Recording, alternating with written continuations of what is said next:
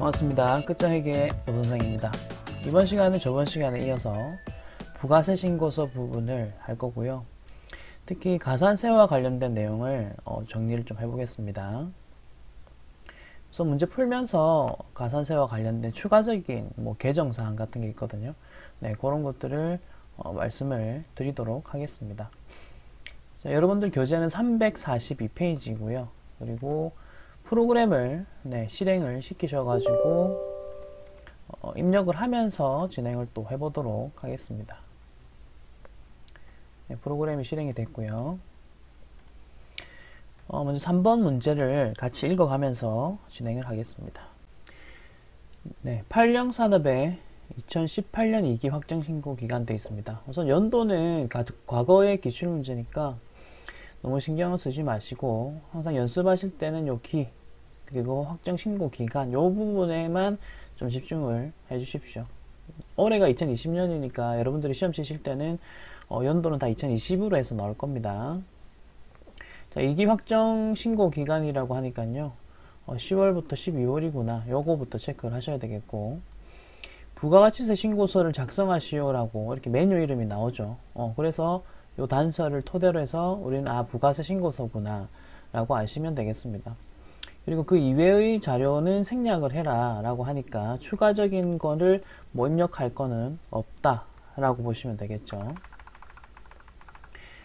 자, 그러면은 아까 전에 실행하셨던 프로그램을 가지고 한번 입력을 시작해 보도록 하겠습니다. 먼저 부가가치세 탭으로 가시고요. 그리고 부가세 신고서를 누르겠습니다. 자, 아까 날짜가 10월부터 12월까지니까 10월 엔터, 12월 엔터를 치겠습니다. 자, 그럼 데이터 불러오시겠습니까? 라고 하지만 편산세무에서는 우리가 직접 입력을 하니까 아니요 라고 하셔서 전부 다 빈칸으로 만들고요. 그리고 위에 있는 자료부터 해서 하나씩 입력을 연습해 보도록 할게요. 먼저 매출 자료입니다. 매출 자료를 보시면 자, 세금계산서라고 보이시죠? 그리고 과세라는 키워드 확인하시고요. 공급가액 금액 그리고 세액 금액이 따로따로 나와 있습니다.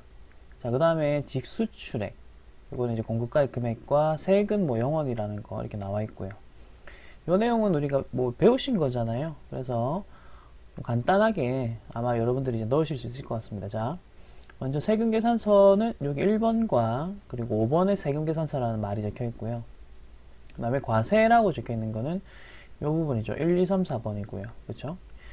그러니까 1번에 가셔서 2억 2천만 원을 넣어주시면 됩니다. 이렇게 넣어주시면 자동으로 세액도 계산이 되고요. 자, 그 다음에 직수출액 같은 경우는 밑에 내려가셔가지고 5번은 영세율 세금계산서라는 키워드라고 했고요. 그냥 직수출액이면 6번이라고 했습니다. 기억나시죠? 8,800만원 넣었습니다. 보시다시피 세액은 당연히 영세율이기 때문에 안 들어가는 거죠. 네, 그렇게 간단하게 이제 매출은 넣었고요. 자, 그 다음은 이제 매입 부분을 한번 보겠습니다. 자, 매입 부분을 볼 거고요. 자, 매입 부분도 키워드를 가지고 하나씩 보자면, 자, 매입 부분이고요. 세금계산서, 과세, 그렇죠. 그 다음에 이 중에서 접대비 관련 매입액이 있다 입니다. 요거는 좀 중요한 포인트가 되겠네요. 우선 체크. 자, 그리고 법인 카드 매입, 카드라는 또 키워드가 있었고요. 그리고 전에 직원들의 복리후생, 직원 복리후생이라는 말이 나왔는데 요건 왜 나왔는지도 한번 설명 좀 드릴게요. 자, 먼저 입력을 하겠습니다. 세금계산서, 매입 중에서 세금계산서면 요 부분에 있죠. 그 다음에 과세면 이제 10번 아니면 11번입니다. 우리 매입 같은 경우는 일반 매입이냐 아니면 고정자산 매입이냐를 구분해야 된다라고 했었습니다. 그래서 이 문제에서는 일반 매입에다가 넣어야 되겠죠. 왜냐하면은 여기 보면 접대비 혹은 상품 두 가지에 대한 이야기를 하는데 어딜 봐도 고정자산이다 라는 단서는 없어요. 그래서 이 부분에다가 10번에다가 자 132 이렇게 넣었고요. 그 다음에 3개다가도 132 위에 보이시는 것처럼 금액을 넣어주시면 되겠습니다. 그러면 접대비 관련 이건 뭐죠? 라고 하시겠죠? 자, 이 내용은 어떤 부분이냐 봅시다. 접대비 하면 우리가 아셔야 될 게 뭐냐면, 이 접대비는 불공사유에 해당되는 겁니다. 우리 불공 입력하셨던 방법 기억나세요? 우선은 프로그램상에서 10번이나 11번 둘 중에 먼저 넣어준다. 다 합쳐서 넣어준다. 그리고 나서 16번으로 간다. 그리고 16번은 여기 50번과 연결이 되고, 여기에서 이제 공제받지 못할, 다른 말로 이제 불공이죠. 불공이다 해가지고 넣어주자라고 말씀을 드렸었습니다. 그래서 이 부분을 좀 주의해 주세요. 이거 처음에 좀 많이 헷갈리시는데요. 자, 이렇게 공급강의 넣었고요. 그 다음에 3까지 넣었습니다. 이런 식으로 넣어주시면 되겠고, 매입 같은 경우도 금액이 지금 132가 들어가야지 적절하게 들어간 거다라고 할 수가 있겠습니다. 여기까지 일단 됐고요. 그 다음 직원들에 대해서 카드로 매입한 게 있다 하면서 복리후생이라는 이야기를 했었죠. 자, 여기서는 두 가지 포인트가 있는데, 첫 번째 포인트, 우선 카드 매입액은 어디에 넣는가? 14번입니다. 그러니까 14번에 카드 매입과 관련된 거를 넣는다라는 걸 우선 아셔야 되는데, 14번은 여기 41번, 42번과 이렇게 연결이 되죠. 자, 고정자산은 아닙니다. 복리후생 차원에서 돈을 썼다라고 했기 때문에, 그럼 일반 매입 41번으로 가셔가지고 1100만원 넣으시고 110만원까지 넣겠습니다. 여기까지 넣었죠. 요렇게 넣으시면 끝입니다. 요거는 끝인데, 자, 여기서 이제 복리후생이라는 말이 나오는 이유, 두 번째 포인트 말씀드릴게요. 요거는 뭐냐면, 만약에요, 접대를 하기 위해서 법인카드 끌었다라고 나온다면, 됐죠? 접대를 위해서 카드를 끌었다라고 나온다면 불공사유에 해당되는 거기 때문에, 따로 오세요, 천천히. 그렇기 때문에 어디냐, 여기 14번, 41번 요 부분에는 넣으면 안 됩니다. 자, 이게 헷갈리시면 안 되는 게 있어요. 뭐냐면, 지금 위에 있는 요 문제랑 같이 비교하면서 말씀 좀 드릴게요. 요 문제는 세금계산서를 받은 거예요. 그죠? 근데 밑에 거는 카드 영수증을 받은 거고요. 그래서 요 입력하는 방식이 일단 다릅니다. 우리가 이전에 배운 거랑 연관을 한번 지어보자면, 매입 매출전표 입력할 때 제가 불공에 대한 키워드로 여러분들께 어떤 걸 알려드렸었냐면, 두 가지 조건을 충족해야 된다라고 말씀을 드렸었고, 첫 번째 조건은 불공 사유일 것, 두 번째 조건은 세금계산서를 받을 때만 불공이라는 그 카테고리를 쓴다, 이렇게 했습니다. 됐죠? 그렇기 때문에 정리하자면, 여기 16번에서 말하는 공제받지 못할 매입세액 요거 있죠? 얘는 세금계산서일 때만 사용하는 겁니다. 그럼 다른 영수증이 뭐 있었냐? 카드 명세서, 현금 영수증 있었죠? 그런 부분에 대해서는 이제 보통 여기 14번에 넣지만 불공사유에 해당이 된다면 아예 입력을 하지 않는다가 정답입니다. 그렇게 정리를 하세요. 그리고 입력하지 않는 대신에 매입 매출 전표가 아닌 일반 전표로 가서 분계만 넣어준다 입니다. 이거 저번 시간에도 한번 제가 좀 설명을 드렸었거든요. 한번 이해해 보세요. 이해해 보시고 안 되시면 그냥 방법만 외우십시오. 네, 이해가 되시면 좋지만. 그리고 이게 왜 그러냐라고 했을 때, 그건 한번 좀 설명하기가 좀 길더라고요. 실무에서는 그냥 그러던데요 라고 또 제가 세무사한테 들었고요. 그래서 이제 그렇구나 정도로만 우리가 기억을 하시는 게 좋을 것 같습니다. 시험 목적상 그렇고요. 자, 그래서 매출 매입에 대한 이야기는 요 끝났습니다. 그래서 요 부분은 지금 해보셔서 아시겠지만 여러분 어려운 게 없어요. 그냥 기계적으로 키워드 찾아다니면서 넣어주시면 돼요. 그래서 요걸로 이런 것들로 일단 기본 점수 다 받아내세요. 부분 점수. 그 다음에 나오는 게 이런 예정신고 누락분과 관련해서 가산세 관련 이야기를 이제 하겠습니다. 네, 요 부분과 관련된 이야기를 한번 해볼 건데요. 우선은 첫 번째 포인트부터 하나씩 잡고 갑시다. 자, 예정신고 누락분이라는 말이 나오죠. 이 말은 예정 신고 기간에 내가 신고 납부 혹은 뭐 여러 가지를 안 한 거예요. 이제 근데 예정 신고 누락분 문제는요, 언제만 나올 수 있냐면 이 문제처럼 확정 신고 기간일 때만 나옵니다. 당연한 이야기죠. 어떻게 보면 확정 신고 기간이면 이제 예정 신고가 지난 거잖아요. 그죠? 지났기 때문에 확정 신고 기간 넣는 거고, 말 그대로 예정 신고 때 누락된 거는 그 다음에 이제 확정 신고 때 발견을 해서 이제 넣는 거겠죠. 그래서 지금 1기 확정 신고 때도 나올 수 있고 지금처럼 2기 확정 신고 기간 때도 나올 수 있습니다. 어쨌든 그 이전에 예정 신고 때 누락된 거라는 뜻이기 때문에 그거 한번 다시 말씀드렸고요. 그 다음에 여기서 이제 보실 거는 뭐냐면, 우선은 예정 신고 때 누락된 게 항상 이렇게 매출과 매입으로 또 구분이 될 겁니다. 그리고 보시다시피 공급가액들, 세액들이 이렇게 적혀 있죠. 자, 요거 우선 입력을 먼저 해보겠습니다.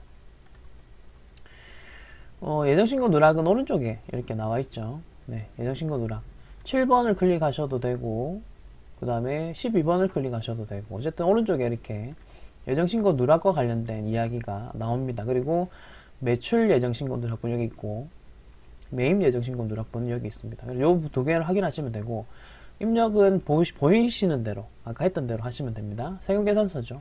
33번 세금계산서입니다. 그래서 여기 2천만원 넣고요. 여기도 매출은 자동으로 이렇게 들어가네요. 그 다음에 매입 같은 경우는 1,000만원이죠. 여기도 매입은 세액을 내가 직접 입력해야 됩니다. 넣었습니다. 자, 근데 보세요.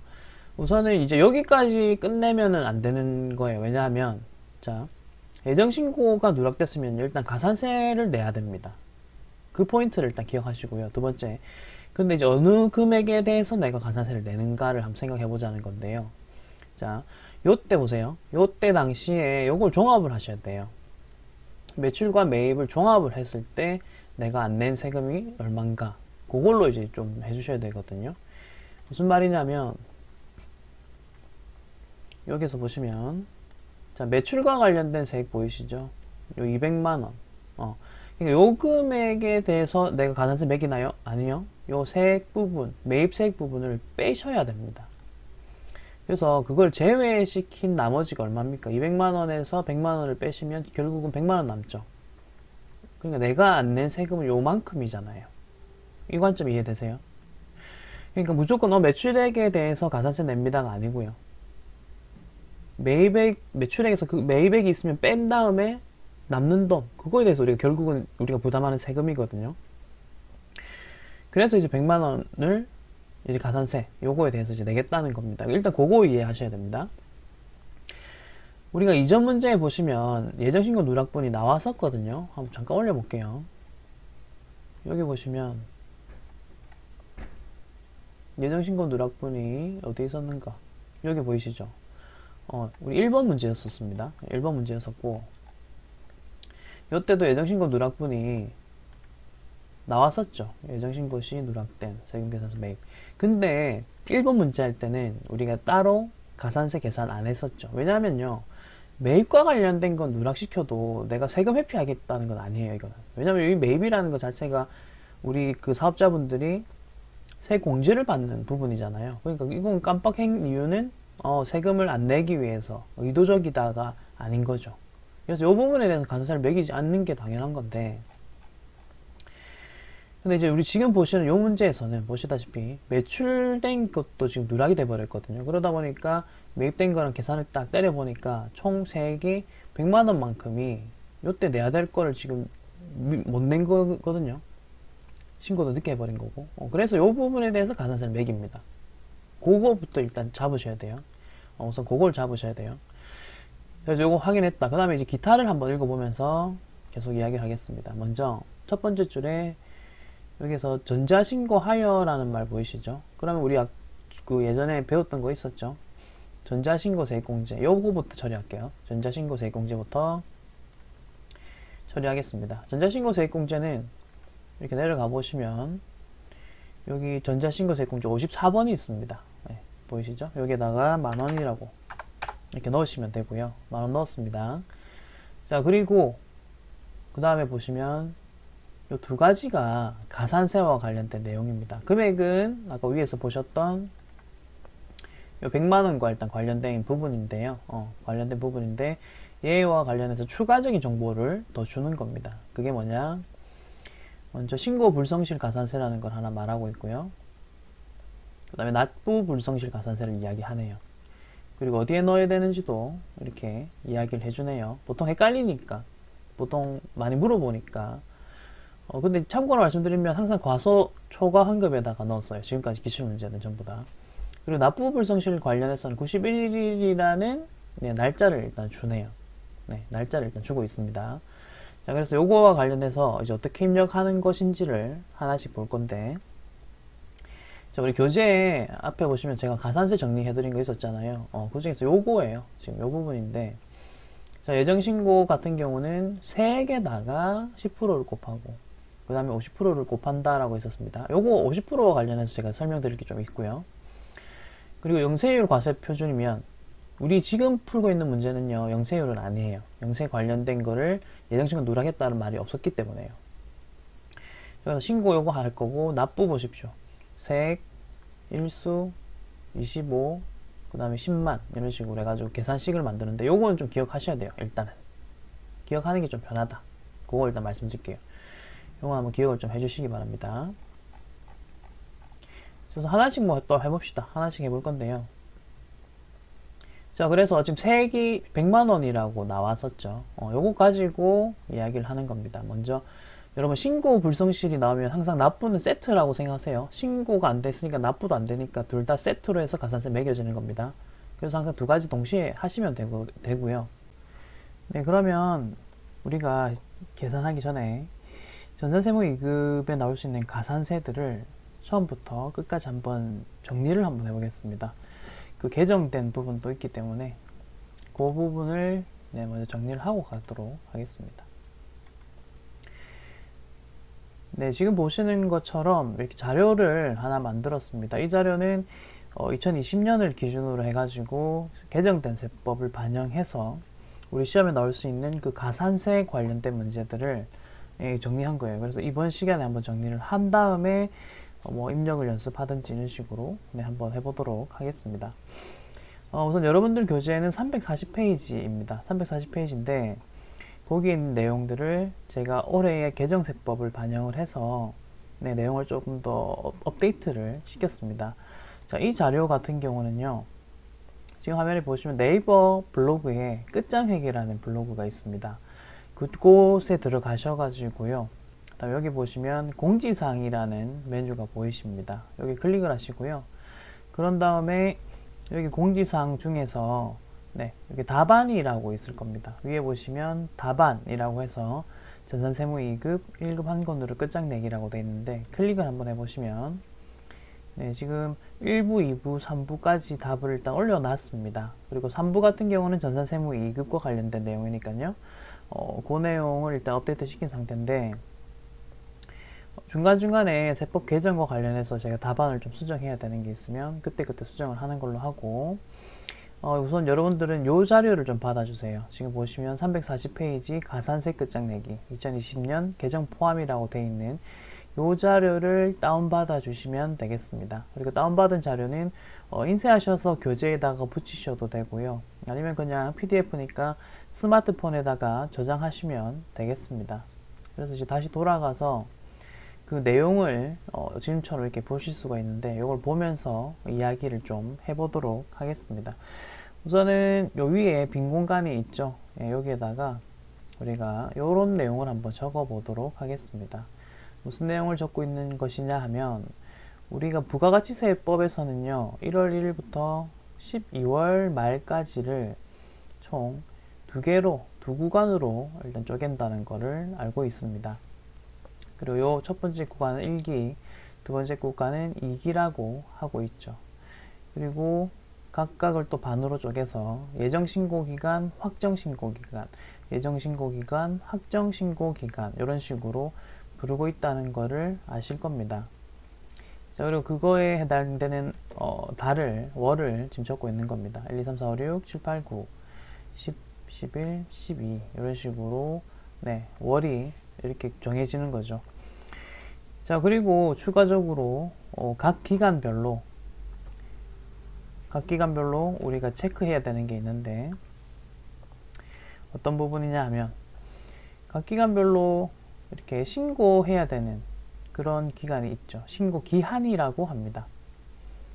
자, 신고 기한은요, 1월부터 3월까지가 1기 예정 신고 기간인데 그 기간 동안 있었던 거래들은 자, 그 다음 달인 4월 25일까지 신고 납부를 해야 됩니다. 그걸 이제 신고 납부 기한이라고 하겠죠. 자, 그럼 4월부터 6월에 해당되는 1기 확정 신고 기간에 대한 신고 기한은요, 4월 6이니까 네, 그 다음 달인 7월 25일이 될 것입니다. 자, 그리고 마찬가지 방법으로 이런 식으로 가고, 그리고 마지막 2기 확정 신고 기간 같은 경우는 그 다음 해의 1월 25일이 되겠죠. 이런 식으로 신고 기한이라는 게 이 용어를 이해를 좀 해주시고요. 자, 이 용어에 대한 이해가 끝나셨으면 이제 가산세에 관련된 내용을 정리하러 내려가는 겁니다. 자, 우선 첫 번째로 나오는 게 TI는요, 세금계산서입니다.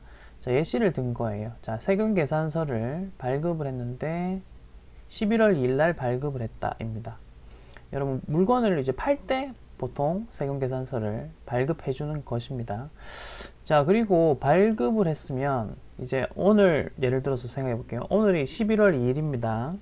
자, 그러면 나는 물건을 판매하는 사람이고 물건을 이제 계속 팔겠죠.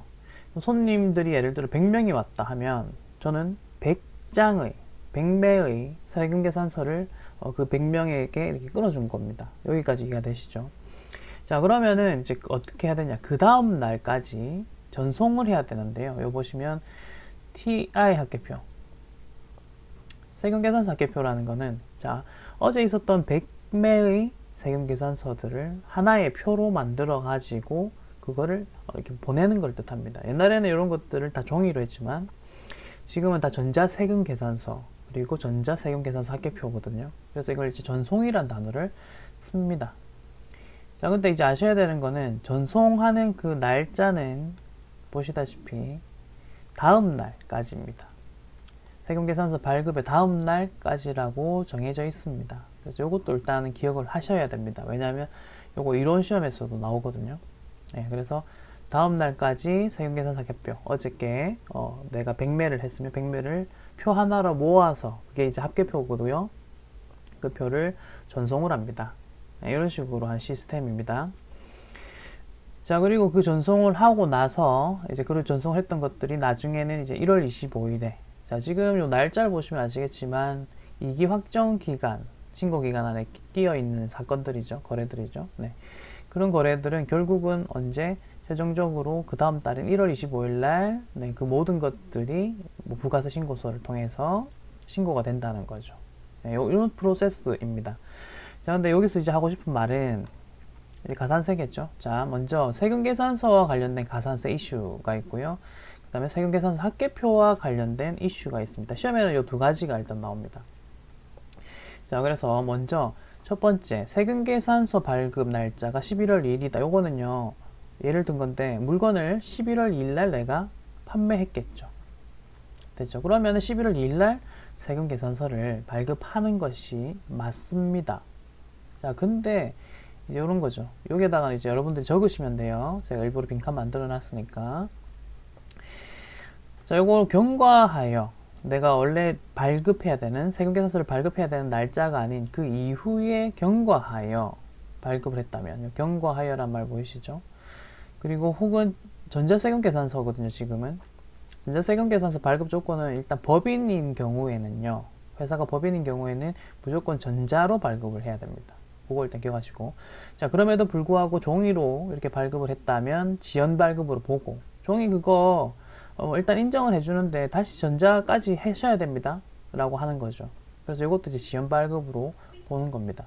자, 그래서 이 부분에 해당되면 62번 지연 발급입니다. 62번 지연 발급은 일단 TI 세금계산서를 발급해야 되는 그 시점 이후에 발급했을 때를 이야기하는 거죠. 여기까지 됐죠. 그리고 내가 지연 발급했다는 것을 인지하고 다시 발급을 한다면 늦게라도 어쨌든 발급을 한 거예요. 이거는 자, 그리고 두 번째는 미발급인데 요거는 늦게라도 발급한 걸 인지하고 늦게라도 발급을 한 게 아니라 아예 세금계산서를 발급하지 않은 거죠. 그리고 요것도 그래서 요 부분도 발생하는 시점은 TI 발급 시점이 11월 2일 이후겠죠. 요까지 이해되시나요? 네, 그래서 문제를 보실 때는 요 키워드들을 보면서 이해 좀 봐주시면 돼요. 지금 뭐 경과하여 혹은 종이세금계산서를 발급했다면 어쨌든 발급은 한 거기 때문에 지연 발급, 늦게 발급했다라고 가산세를 매기는 것이고, 두 번째로 미발급은 그냥 발급 안 한 거죠. 발급을 안 한 거죠. 그렇기 때문에 미발급은 말 그대로 세금 계산서를 미발급하였다라는 표현을 쓰는 겁니다. 여기까지 됐죠. 자, 그 다음.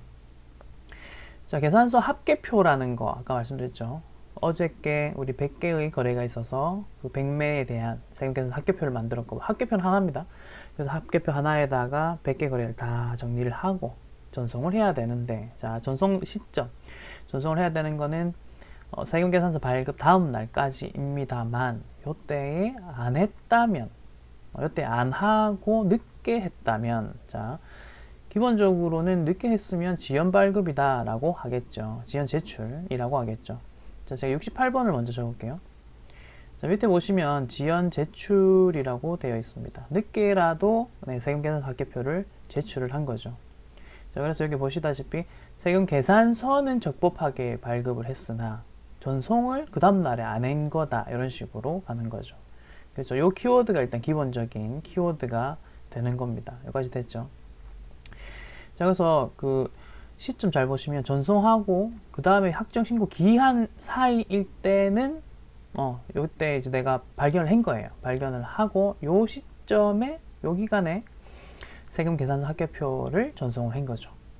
그랬다면 지연 제출로 보겠다는 겁니다. 자, 근데 보세요. 이제 확정신고 기한이 끝나면요, 그냥 요 부분이잖아요. 요 부분에 대한 확정신고 기간인데 기한은 요때까지 인정해 주거든요. 근데 기한을 넘겨버렸어요. 그럼 이제 어떻게 보냐면, 이 사람은 세금계산서 합계표를 뭐 이렇게 전송할 의지가 없구나. 그냥 당신은 미전송이야. 그래서 이 부분은 이제 미전송이 됩니다. 세금계산서 합계표가 이제 미전송이 되는 거죠. 미전송. 자, 그럼 우리 밑에 보시면 67번과 관련이 있습니다. 67번 보시면은 제출 불성실 돼 있죠. 전송을 안 했으니까 제출하는 거를 불성실하게 했군요. 이런 식으로 가는 겁니다. 여기까지 됐죠. 자, 그래서 여기 전송 누락이라는 키워드가 기본적으로 나옵니다. 전송 누락이라는 키워드가 기본적으로 나옵니다. 그래서 이 부분과 관련된 거를 프로그램을 보면서 이야기를 좀 해보면, 자, 여기 보시면 세금계산서가 먼저 있고요. 62, 63, 64 이런 식으로 되어 있는데, 우선 방금 한 거는 62번과 64번이었습니다. 그리고 지연 수치는 내가 물건을 사는 입장에서, 물건을 사오는 입장에서 수치가 안 됐다라는 거 나오거든요. 그 뒤에 가서 문제를 보시면서 한번 이렇게 해볼게요. 그거고, 그 다음에 세금계산서 합계표는 67, 68번에 있습니다. 자, 그래서 기본적으로 시험에서는 62, 63, 64 그리고 67, 68번 이게 이제 세금계산서 그리고 세금계산서 합계표와 관련된 거고, 뭐 65, 66은 뭐 나온 적은 없어요. 잘은 없는데 그건 또 나중에 문제 풀면서 왜 그런지 또 설명할 기회가 있을 겁니다. 자, 그렇고요. 그 다음에 세금계산서 다음에 신고 불성실, 납부 불성실 부분이 있습니다. 그래서 이 부분이 이제 개정이 돼 가지고 우리가 지금 정리해야 될 게 좀 생긴 거죠. 지금 빨간색으로 좀 표시를 해놨습니다만, 자, 우선은 키워드는 신고 그리고 납부. 자, 여러분 기본적으로 신고가 되고 그 다음에 납부를 합니다. 그럼 한마디로 신고를 안 하면 납부도 불성실하게 된 거죠. 이해되십니까? 신고는 했으나 납부 불성실하다. 이것도 가능하지만 보통은 시험에서는 그냥 신고를 안 한 걸로 나오거든요. 그러면 신고, 납부 둘 다 불성실이기 때문에 그 두 부분에 대한 가산세 계산을 하셔야 됩니다. 여기까지 따라오셨죠?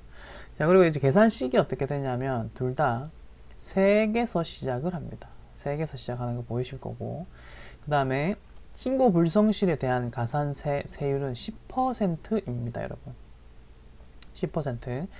그리고 뒤에 25%, 요 부분이 이제 좀 달라진 부분인데요. 요거에 대한 설명을 좀 드릴게요. 자, 기본적으로 다시 말씀을 좀 드리자면, 가산세는 3개다가 이렇게 10%를 곱한 식으로 계산하는 게 일단 가산세인데, 감면해주는 제도가 있습니다. 감면해주는 제도. 그래서 작년까지만 해도 보세요. 6개월 안에 내가 신고 제대로 안 했어요. 다시 신고할게요. 이렇게 하면 6개월 안에 하면 50% 감면을 해줬습니다. 그러니까 총 100%가 있으면 가산세 낼게 그 중에서 50%를 뺀 나머지가 이제 내가 내는 가산세가 되는 것이었죠. 여기까지 이해되셨죠? 자, 그래서 항상 요 식을 세울 때 요 부분을 우리는 50%라고 해서 계산을 했었습니다. 자, 근데 올해부터는 바뀌었습니다. 올해부터는 우리가 지금 하고 있는 부분이 뭐냐면, 항상 예정신고 부분을 누락을 시키잖아요. 내정신고 부분을 누락을 시키잖아요. 그러다 보니까 어떤 일이 발생했냐면, 그때 예정신고 때 누락된 부분을 그 뒤에 있는 확정신고 기간에 신고를 하는 셈이 되는 거잖아요. 그럼 그걸 따져보면 3개월이 안 됩니다, 여러분. 3개월이 안 돼요. 그래서 지금 요 조건 때문에 지금 계속 말씀드립니다. 그래서 지금 바뀐 게 1개월 초과 3개월 이내에 이제 걸리게 되어 버렸거든요. 그럼 요 75%라는 말은 뭐냐면 75%를 깎아준다는 거예요. 3개월 안에 1개월 초과하고 3개월 안에 미안합니다. 내 예정신고 제대로 못했으니까 이번 확정신고 때 하겠습니다. 이런 식으로 나오거든요. 그런 식으로 하면 75% 할인을 해주겠다는 거죠. 그럼 결국은 우리는 이제 100%에서 75%만큼 떨어지면 남는 게 25%잖아요. 그러니까 나는 그 25%만 내면 되니까, 여기 보이시는 것처럼 25%를 곱하고 있는 거예요. 예시도 이런 식으로 드러났어요. 여기까지 일단 되셨나요? 다시 한번 설명을 또 추가로 드릴 게 뭐가 있냐면, 요 부분인데 잠깐 보세요. 요거는 이제 예시를 한번 들어봤습니다. 자, 당초 납부기한이라고 해서 지금 4월 25일이 있고요. 그 다음에 요때가 이제 4월 25일이라는 게 적혀 있고, 이게 뭔지 말씀드릴게요. 10월 25일이라 적혀 있는데, 이건 뭐냐면, 자, 일기 때 이야기고요. 당초 납부 기간은 당초 예정 신고 기간은 일기 예정 신고 기간 1월부터 3월이죠. 그럼 3월 이후인 4월 25일까지 원래 예정 신고에 대한 거를 납부해야 되죠. 여기까지 이해되셨죠? 그런데 요때 못한 거잖아요. 요때 못했죠. 그러고 나서 어떻게 된다? 확정으로 넘어가죠. 이해되시죠? 천천히 따라오세요. 확정으로 넘어왔습니다. 자, 일기 확정은 4, 5, 6월까지입니다. 그럼 확정 신고 기한은 7월 25일이죠. 요까지 이해되셨나요? 요까지 일단 됐습니다. 자, 그러면은 이제 요때 예정 신고 기간 때 요 4월 25일 날 내가 원래 신고를 했었어야 되는데, 요 부분 7월 25일 날 좀 늦게 신고를 해버린 거죠. 예정 신고 기간 분에 대해서. 자, 그렇기 때문에 그거는 이제 가산세를 내야 되는데, 요 기간 며칠이냐는 거죠. 자, 기간을 이제 계산하는 방식은 4월 25일부터 계산하시는 거는 아니고요. 4월 26일부터가 내가 지난 기간이 되거든요. 이게 지금 부가세법을 하지만 국세기본법 가면 또 기간에 대한 뭐 정의가 있었어요. 그래서 제가 찾아봤는데, 초일 불산입, 말일 산입 이런 식으로 첫날은 불산입하고 말일은 산입한다 이런 말이 있긴 한데요. 요거까지 이야기하면 너무 머리 아프거든요. 그래서 좀 직관적으로 우리 4월 26일부터가 이제 늦게 내는 게 되는 거죠. 그죠? 기한이 지난 거잖아요. 여기 보시다시피 법정 신고 기한이 원래 4월 25일이었는데 지났다라고 할 수 있는 날짜는 4월 26일입니다. 오케이. 요때부터 이제 그 다음 확정 신고 기한이 7월 25일이거든요. 요때까지를 계산해 보니까 90일이 나옵니다.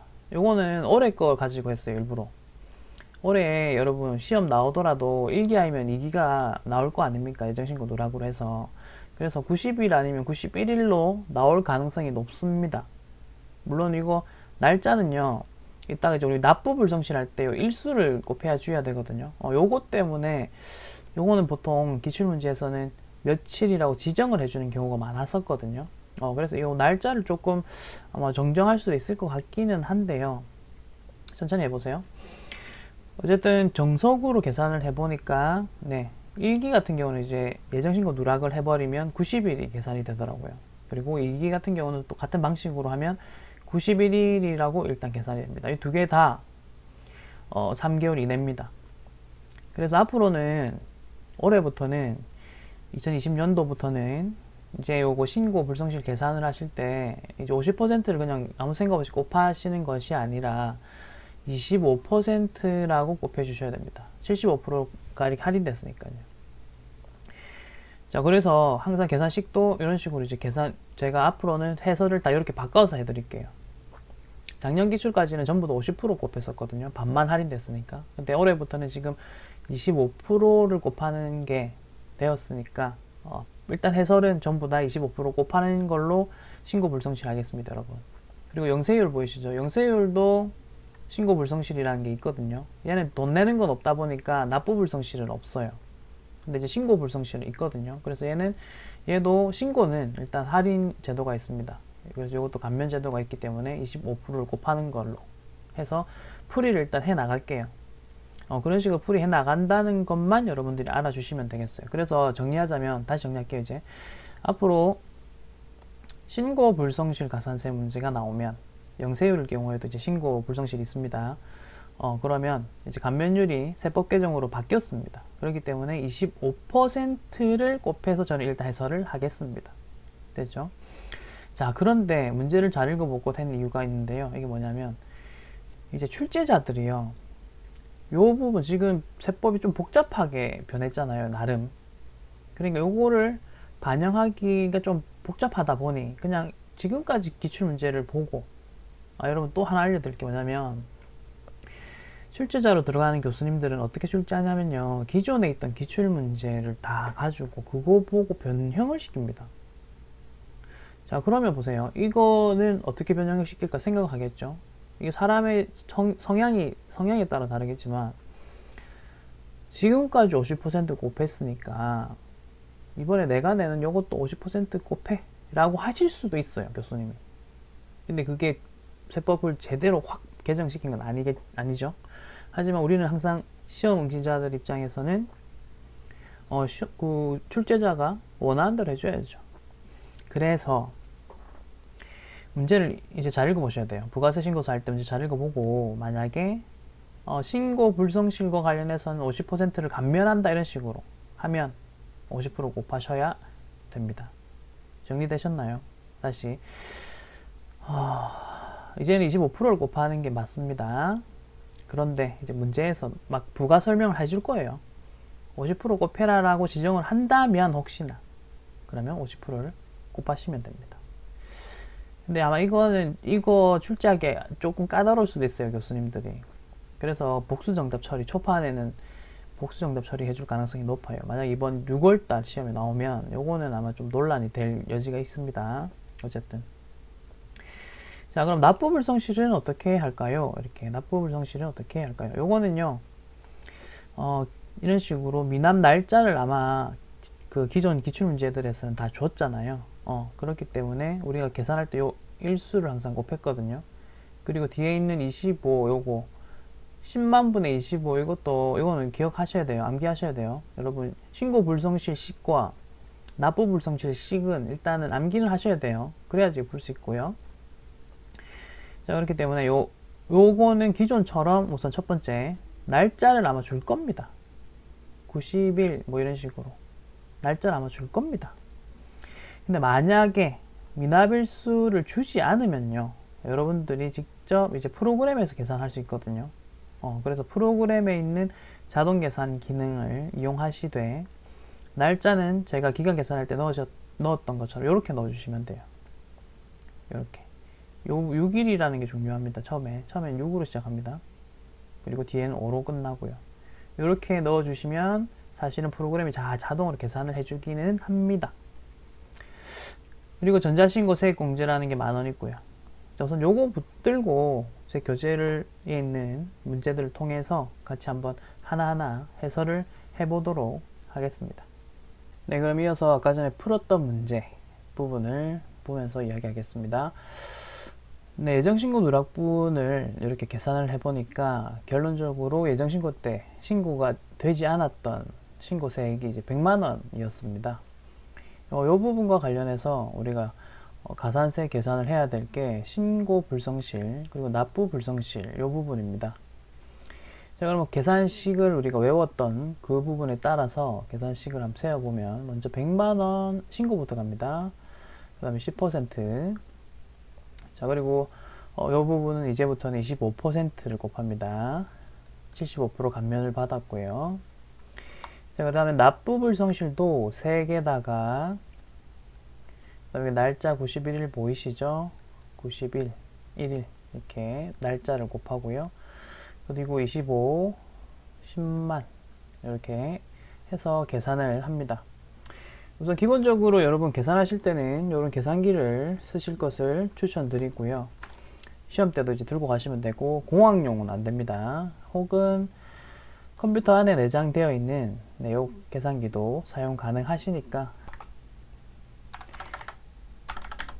100만원 곱하기 10% 곱하기 25% 하면 25,000원이 되고요. 자, 그리고 아래쪽 것도 계산을 해 보겠습니다. 100만원 곱하기 91일 곱하기 25 나누기 하면 22750. 자, 이렇게 가산세가 계산이 되었습니다. 그럼 이 가산세를 이 부분을 입력을 하시면 되겠죠. 자, 가산세 칸을 누르시고요. 그 다음에 신고 부분 보시면 과소 71번 부분을 가셔야 됩니다. 여러분, 무신고는 아니에요. 이게 왜 무신고가 아니냐면요, 지금 예정신고 때 누락됐다라고 했잖아요. 그러니까 이미 예정신고 때 무언가는 신고가 됐었던 거예요. 그러니까 무신고라고는 할 수 없어요. 다만 해당 조금 지금 보셨던 요 위에 부분이 일정 부분이 과소하게 신고됐을 뿐이잖아요. 그래서 기출문제에서는 보통 과소로 나올 겁니다. 예, 여기다가 일반에다가 입력하시면 되고요. 100만원 넣으시고 2호 이런 식으로 넣으시면 됩니다. 그리고 납부는 요 부분 73번에 있고요. 100만원 넣으시고, 자, 보시다시피 이런 식으로 나옵니다. 그래서 이 칸을 내가 직접 계산하셨을 때는 취소 누르시고요. 네, 그냥 이렇게 해서 계산된 금액을 넣으시면 되겠습니다. 자, 그래서 이게 앞으로는 아까 제가 보여드렸던 것처럼 요 기간에 해가지고 요 날짜가 정확하게 계산된 거를 시험 문제로 제시를 할지, 아니면은 실질적으로 계산을 한 날짜 90일인데 본 문제는 뭐 92일로 가정한다 이런 식으로 낼지는 몰라요. 왜냐하면 기출 문제들을 다 분석해 보니까 보통은 이렇게 냈어요. 그 날짜에 미납된 이렇게 날짜 총 날짜로 맞춰서. 근데 한 문제 정도가 한두 문제였는데 얼마 안 되는데, 하지만 그거는 이 날짜가 안 맞더라고요. 제가 기존에 있었던 기출 문제들을 다 날짜 넣어가면서 계산을 해봤거든요. 그렇기 때문에 문제를 좀 똑똑히 읽으시면서 천천히 하시는 전략적으로 가시는 게 나을 것 같고, 우선 이 문제는 뭐 그렇게 수동적으로 계산하는 방식으로 우선 입력을 완료했습니다. 자, 끝났으면 저장 누르시고요. 확인. 그리고 이렇게 끄시면 되겠습니다. 자, 4번 부분 문제부터 이제 다시 풀어볼게요. 우선은 문제를 보시면 2기 그리고 확정입니다. 이 두 가지를 가지고 옆에 메뉴 이름 나오죠? 부가세 신고서 적혀 있습니다. 그리고 단 해가지고 나머지들은 이외의 부속 서류들은 생략한다 하죠. 요걸 생략하지 않는 경우도 뒤에 가면 나올 거거든요. 네, 그때 가서 뭐 풀어보는 걸로 하고, 보통은 생략을 합니다. 자, 그래서 이제 매출과 매입, 이것도 순서대로 해서 하나씩 해보도록 하겠습니다. 자, 부가세 신고서이고요. 날짜 다시 넣으시겠습니다. 데이터 저장하시겠습니까? 하면 보통 저번에도 말씀드렸지만 그 문제 풀이가 다 끝나고 입력 끝나셨으면 꼭 저장하십시오. 요렇게 저장 누르셔도 되고, 아니면 이거 끌 때 저장하시겠습니까? 라고 물어볼 거예요. 지금은 같은 데이터로 새로운 문제를 푸는 거예요. 다시 이거 일단 끌게요. 끄고 자, 새로운 데이터로 한다는 느낌으로 다시 부가세 신고서 눌렀습니다. 눌렀고 그 다음에 날짜를 2기 확정이니까요. 10월 1일부터 12월 말일까지입니다. 요것도 마찬가지로 요거는 이제 불러주지 마시라고 했어요. 그래야지 깨끗한 화면 속에서 우리가 하나씩 넣을 수 있다 라고 말씀을 드렸고요. 매출부터 하겠습니다. 자, 전자세금계산서 키워드 보이시죠? 이제 세금계산서 발급분입니다. 자, 영세율 없음이라 돼 있으니까 그럼 1번 아이면은 5번이었는데 네, 1번에다가 모두 다 넣는 거죠. 공급가입 부분에다가 넣었고요. 자, 이제 간주임대료라는 개념이 하나 등장을 했습니다. 그래서 요거 간단하게만 설명드릴게요. 간주임대료가 무엇인가에 대해서 간단하게 한번 설명을 드리고 가겠습니다. 자, 요 밑에다가 네, 넣어서 말씀을 좀 드릴게요. 간주임대료. 자, 간주임대료가 무엇이냐를 설명하기 전에 임대료가 뭔가부터 생각을 해보자는 거예요. 여러분, 임대료는 뭘까요? 임대료는 내가 건물주일 때 받는 월세입니다. 여기까지 됐죠? 임차료부터 다시 설명을 한번 드려보자면 임차료와 임대료가 있죠. 그리고 제가 요거를 외우는 방식으로 어떻게 알려드리냐면 차와 대에 집중하라 라고 말씀드리고 차는 이제 차변, 대는 대변이다 라고 말씀을 드립니다. 그리고 임차료는 비용이죠. 차변 계정이 비용이고 대자 들어가니까 대변이고 얘는 수익이다. 자, 그런 관점에 따져서 본다면 임대료는 수익입니다. 그럼 내가 건물주일 때 받는 돈입니다. 여기까지 됐죠. 자, 그럼 나는 이제 건물주입니다. 좋겠네요. 자, 그럼 두 가지를 받습니다. 첫 번째로 방금 보셨던 임대료를 받습니다. 이건 월세이죠. 두 번째로는 보증금을 받습니다. 보증금. 여기까지 됐죠. 자, 여러분 장사하시는 분들은 아시겠지만 이제 어떤 건물에 입주를 하셔가지고 매달 월세를 내실 거잖아요. 그러면은 건물주한테 영수증을 전자세금계산서 혹은 세금계산서로 달라고 하시면 되겠죠. 그런 식으로 많이 하시거든요. 자, 그럼 반대로 무슨 말이냐면 내가 건물주일 때는 세금계산서를 네, 끊어줘야 됩니다. 끊어줘야 되겠죠. 세금계산서를 발급해줘야 됩니다. 그렇기 때문에 내가 월세로 인한 매출 그 부분에 대해서는 신고가 제대로 딱딱 들어가고 있다 입니다. 자, 근데 우리나라 같은 경우는 보증금이라는 게 있죠. 그래서 요것 때문에 이제 문제가 발생하는 게 있다는 겁니다. 보증금, 얘는 뭐냐면 우리가 기간 동안 이렇게 예를 들어서 2년 계약을 했다고 쳐보겠습니다. 2년 계약. 자, 그럼 2년 계약을 맺으면 요 사이사이 기간 동안 우리는 월세를 뭐 받겠죠. 건물주 입장에서. 그리고 그 부분에 대해서는 항상 세금계산서를 끊어줌으로써 매출이 공개가 됩니다.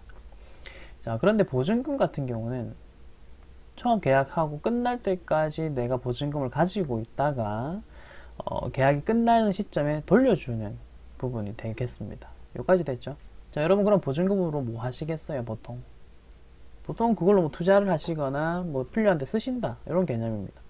자, 근데 이제 세법에서는 이걸 어떻게 보냐면 뭐 당신이 어떻게 투자를 하든 그거는 신경 쓰지 않겠다. 하지만 이 돈을 예금 통장에 넣었을 때 발생할 수 있는 이자에 대한 금액 있죠. 그 이자에 대한 금액에 대해서는 세금을 걷겠다입니다. 그래서 이자분, 보증금을 통장에 넣었을 때 예를 들어서 뭐 지금 우리가 확정신고 기간 하고 있었잖아요. 그럼 요 정도 10월부터 12월까지니까 요 정도 부분이 되겠죠. 그러니까 요 부분에 해당되는 이자 부분, 요거를 간주임대료라는 말을 써서 월세 받은 거랑 똑같은 걸로 간주하겠다라는 뜻이에요. 그래서 얘네들에 대해서도 세금을 내라 인 관점입니다. 계산 방식은 여기서 지금은 다루지 않겠습니다. 나중에 뭐 부속 서류를 한다든지 이론을 한다든지 할 때 뭐 계산 방식이 있긴 한데 지금은 개념만. 그래서 보증금에 대한 이자분 그거를 계산을 해서 임대료를 받은 것처럼 신고하라 라고 하는 겁니다. 근데 이제 문제는 뭐냐, 얘는요 TI, 제가 이거 세금계산서를 했죠, 영수증을 끊어주는 부분이 아니잖아요. 여기까지 이해되셨죠? 간주임대료는 세법에서 규정된 대로 계산을 한 것 뿐이고요. 그래서 이 정도의 나는 뭐 수입이 생겼습니다 라고 신고를 할 뿐이지 누군가에게 영수증을 끊어준 부분은 전혀 아니라는 겁니다. 여기까지 이해되시죠? 그렇기 때문에 이제 어디에 입력하는지를 보여드릴게요. 그래서 이걸 어디에 입력하는가, 그것이 우리 문제의 포인트가 되는데, 그게 여기서 나오는 요 간주임대료 요 부분입니다. 네, 요거 부분이거든요. 그래서 요 부분을 어디에 입력하는가가 이제 주요 포인트가 되겠습니다. 나머지는 뭐 다 동일한 방식으로 할게요. 그리고 포인트가 한 가지 더 있긴 한데 그건 이따가 보는 걸로 하고, 자, 그래서 첫 번째는 우리 요 넣었고요. 이제 간주임대료 부분 같은 경우는 3번일까요? 신용카드나 현금영수증일까? 아니죠. 그래서 요거는 4번입니다. 보시다시피 기타라고 해서 정규영수증 이외, 여러분 정규영수증은요 세금계산서, 신용카드, 현금영수증까지를 말합니다. 그럼 그 이외의 매출분에 대해서는 네 그렇죠, 4번에다가 넣어주시면 됩니다. 그래서 간주임대료는 4번이다 기억을 해주시기 바라고, 위에 적혀있는 대로 619045라고 네 이렇게 넣어주시면 되겠습니다. 그러면 자동으로 10%는 계산이 되죠. 여기까지 됐죠? 자, 그 다음 직수출 같은 경우는 우리 6번이라는 거를 뭐 잘 알고 계시니까 여기다 넣고요. 그 다음에 여기서는 키워드 체크만 하나 좀 해드릴 게 있어서, 뭐냐면 선적일이라는 환율 보이시죠? 수출할 때는요 환율을 선적일 기준으로 한다. 지금 한번 듣기만 하세요. 이따가 또 수출 관련된 부가세 부속 서류 할 때 또 설명이 나올 거예요. 그래서 지금은 아 그렇구나 정도만 하겠습니다. 자, 그래서 요거 매출까지 넣었고요. 이제 매입 부분 보겠습니다. 자, 매입 부분 같은 경우도 같은 방식으로 갈게요. 세금계산서 수치분 일반 매입이라고 해서 금액이 쫙 나와 있고요. 뒤에 밑에 보면 또 특이사항이 하나 적혀 있는데 우선은 일단 넣을게요. 일반 매입이니까 여기 10번에다가 먼저 넣었고요. 그리고 세금 8,100만원이라고 넣겠습니다. 자, 여기까지 일단 넣었죠. 자, 그 다음에 다시 한번 여기를 읽어 볼 건데요. 이 문제에 따른다면, 지금 이제 데이터가 꼬여서 좀 헷갈릴 수도 있는데 화면을 보시면서 좀 이해를 하시면서 봐주세요. 자, 2018년 확정 기간에 귀속되는 자료입니다. 우리 데이터는 지금 2019년이라서 요거 헷갈리지 마십시오. 2018년도 문제라서 그래요. 2018년도의 확정신고기간 귀속 데이터 자료입니다. 그리고 요것도 보시면, 그래서 그 해에 10월 5일 요 날짜로 지금 잘 넣었죠. 매입한 걸로 해서 세금계산서를 발급을 한 거예요. 여기까지 됐죠. 근데 그 금액 안에는 내년 다음 해에 전자세금계산서 수치분, 나중에 세금계산서를 받은 거예요. 그러니까 세금계산서를 미리 이 날짜에 2018년 10월 5일 날짜로 세금계산서를 받아와야지만 되는데 받아오진 않았고 나중에 받은 거죠. 나중에 받았는데 요거를 이 날짜로 신고를 해버린 거예요. 그럼 이거는 지연수치라는 표현을 쓸 수 있거든요. 날짜가 뒤에 걸로 수치가 됐기 때문에 네, 요 부분은 이제 지연수치라는 말을 씁니다. 요거를 좀 포커스 맞춰주세요. 지금 데이터에 들어간 연도 보시면 헷갈립니다. 문제를 보시면서 하세요. 자, 그래서 지연수치분 같은 경우는 4,500에 지금 450만원이 포함되어 있다라고 되어 있죠. 그래서 요거 이따가 가산세로 넣어 보겠습니다. 가산세로 한번 이따가 넣어 볼게요. 넣는 걸로 하고, 그래서 지연수치 있다는 거를 포착하시면 됩니다. 자, 그 다음 요 세금계산서 수치된 고정자산 매입 1번과는 별개라 되어 있잖아요. 요 부분을 말해요. 요 8억 1천만원과는 별개로 고정자산 따로 있죠. 그 금액이 여기 있다 해가지고 금액을 넣겠습니다. 넣었습니다. 근데 이제 문제가 하나 있죠. 포인트가 있죠. 어떤 포인트냐면 여기 보시면은 요런 말이 있고 그 다음에 차량이 있네요. 그래서 요거와 관련된 내용 잠깐 또 설명드릴게요. 한 번 더. 자, 그래서 일단 입력을 했고요. 결론적으로 얘는 불공은 아닙니다. 그래서 불공이 아닌 이유는 요 아래쪽 거랑 가산세까지 넣은 다음에 제가 또 설명드릴게요. 요거는 불공은 아닙니다. 저번 시간에도 우리 했기 때문에 아마 아실 거예요. 근데 불공은 아니기 때문에 어디 요 16번에는 따로 추가할 내용이 없다. 자세한 설명은 이따가 하고. 자, 신용카드 매출점표를 수취한 일반 매입이 990만원 있는데요. 중요한 거는 부가세 포함이라는 겁니다. 그렇기 때문에 요 990만원을 쪼개셔야죠.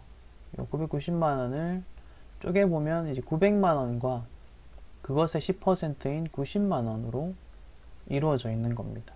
됐나요?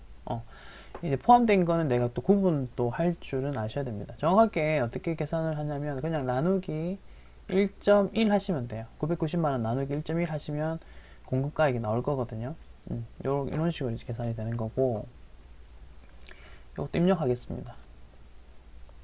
자, 그래서 요 990만원을 매입 부분에 보시면 그 밖의 공제 매입, 그리고 여기 일반 매입 이쪽으로 가시고, 카드니까 카드는 여기 넣는 거 아시죠? 여기에다가 900만원 넣으시고 옆에다가 90만원 넣으시고, 네, 90만원이라고 넣으시고, 네, 이렇게 넣으시면은 뭐 완벽하게 잘 들어간 게 되겠습니다. 여기까지 이제 990만원 이렇게 넣었고요. 자, 그러면은 이제 지연 수취된 부분에 대한 가산세도 한번 넣어 볼게요. 지연 수취된 거는 여기 가산세 부분 클릭하시고 63번에 있습니다. 자, 이제 특이점이랑 제가 또 여러분들께 알려드릴 거를 말씀을 좀 드릴게요. 아까 전에 우리 맨 처음에 넣었던 거는 71번이었죠? 기억나시죠? 그 신고 불성실이 71번, 73번 이렇게 해가지고 넣었었습니다. 그리고 영세율일 경우에는 74번에서 이렇게 넣는 건데, 요거는 뭐 아직 안 넣었으니까 요 두 개 가지고 71, 73 요거랑 지금 넣는 거를 어떻게 다르게 넣는 건지를 말씀 좀 드릴게요. 우선 요 메뉴를 잘 보시면 요 가운데 부분 보세요. 뒤쪽이라고 되어 있는 거 있죠. 그리고 숫자가 적혀 있는 게 보이시죠? 요거 일단 차이점 확인하셨죠? 자, 우리가 뒤쪽 요거를 먼저 넣어봤는데, 우리 아까 71번, 73번 넣을 때 왼쪽 칸에다가 색 넣었던 거 기억나시죠? 색. 팁입니다. 꿀팁. 자, 근데 숫자 적혀 있는 애들은요, 여기에다가 색을 넣는 게 아니고요. 색은 10%잖아요. 색이 아니라 그거의 대상이 됐던 공급가액이 있었죠. 100% 금액. 그거를 넣습니다. 숫자가 있는 데는요. 요거는 숫자가 있는 데는 공급가액을 넣는다. 100% 금액인 공급가액을 넣는다. 뒤쪽이라고 적혀 있는 거는 색 부분, 10% 부분을 넣는다. 요거 그냥 팁으로 기억해 주세요. 자, 그리고 지금 지연수치 63번에 가신 다음에 아까 요 금액 보세요. 그럼 4,500을 넣어야 될까요? 아니면 450을 넣으시겠어요? 제가 아까 뭐래서 숫자 적혀 있으면 색이 아니라 공급가액 넣으라고 했죠. 넣으시면 지금 보시는 것처럼 자동 계산되죠. 끝. 자, 그래서 가산세가 생각보다 안 어려운 이유를 말씀드리자면, 계산식을 외우는 거는 요거밖에 없어요, 여러분. 지금 71번이랑 73번만 계산식을 외워서 입력을 하는 연습을 하시면 되고, 됐죠? 그리고 나머지 숫자 적혀 있는 얘네들은 계산식 외우지 마시고 프로그램이 자동 계산해주고, 그리고 요 왼쪽에는 숫자 적혀있는 요런 애들은 공급가액을 넣으면 된다만 기억하시면 돼요. 그러면 쉽게 여러분들이 문제를 푸실 수가 있다는 거죠. 그 부분을 말씀드렸습니다. 됐죠? 자, 이렇게 해서 입력이 다 끝났어요. 지금 넣으실 거를 다 넣었기 때문에 이제 여기 저장 버튼 누르시면 되겠습니다. 됐고요. 추가적으로 다시 한 번 더 설명을 드릴 거는 뭐냐면, 지금 화면에 보이시는 것처럼 비영업용 소형 승용차가 불공될 때와 불공이 되지 않을 때를 다시 한 번 더 정리할게요. 우선 뭐 카메라로 찍으세요. 이런 거는 뭐 캡처를 뜨시든가 하시면 되고요. 자, 비영업용 소형 승용차 기본적으로는 얘는 불공입니다. 비영업용 소형 승용차 얘가 이제 불공인데, 그럼 비영업용은 무슨 말이며 소형 승용차는 무슨 말이냐? 그래서 이 두 개가 조합이 되면서 불공이 된다, 이거거든요. 불공이 되는데 이 조합을 보자는 겁니다. 우선은 비영업용이란 말은 영업용의 반대말이다. 보시다시피 택시, 화물차, 렌트카, 그 차를 이용해서 아예 돈을 버는 업종들이 있죠. 그게 바로 영업용입니다. 그리고 얘네들은 번호판이 노란색입니다. 노랑 혹은 그 앞 글자에 아빠 사자라고 해서 우리 택시 같은 거 조심해야 되는 거 이야기할 때 택시가 번호판이 아바 사자로 시작하는 것만 영업용 택시고 다른 번호가 붙어 있으면서 택시처럼 생긴 거는 택시 아니라고 하는 거 혹시 기억나세요? 그래서 얘네들 이제 뭐 아바 사자 그런 것들이거든요. 이건 그냥 참고로 적은 거예요. 이거 외우라는 건 아니에요. 요거의 반대가 비영업용. 그러니까 회사에서 쓰는 차들은 다 비영업용. 이렇게 보시면 돼요. 자, 근데 그 중에서도 1000cc가 초과되거나 8인승 이하이면 소형 승용차라고 해서 불공이고요. 그 다음에 얘네들. 인승이 이제 중요한 거죠. 8인승 이하면 그런데 이제 9인승부터는 공제가 됩니다. 얘네들은 이제 공제가 되거든요. 얘는 공제가 됩니다. 그래서 그 부분을 좀 기억하시면 되고, 지금 9인승 보이시죠? 9인승. 자, 9인승이 보이고, 우리 문제를 다시 보시면 9인승. 그러니까 얘는 공제가 가능했던 거예요. 불공이 안 됐던 거죠. 만약에 8인승이다 했으면 입력 똑같이 다 하시고, 그 다음에 이 프로그램에서 이 부분에다가 이 자동차와 관련된 부분 보이시죠? 그 부분을 한 번 더 넣어 주셨어야 됩니다. 네, 요거까지 정리하시면 이번 문제도 마무리 되었습니다.